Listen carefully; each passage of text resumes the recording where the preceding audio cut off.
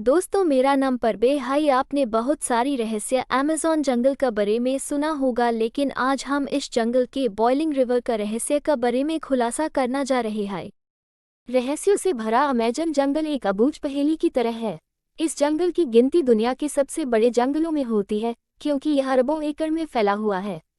ये जंगल इतना विशाल है कि यह अकेले ही 9 देशों की सीमाओं को छूता है।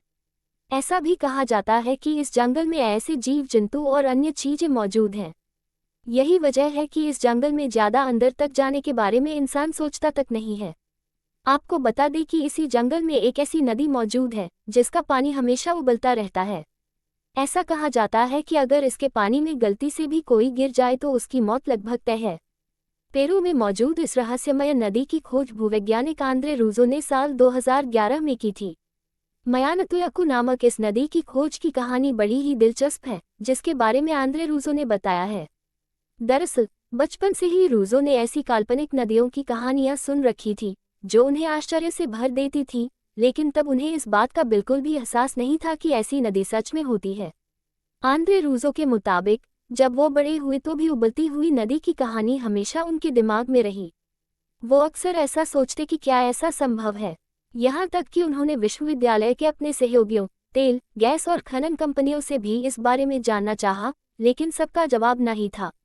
इसके अलावा अगर वैज्ञानिक तौर पर भी देखें तो ऐसा संभव ही नहीं है कि नदी का पानी हमेशा उबलता रहे जब तक कि आसपास कोई सक्रिय ज्वालामुखी ना हो।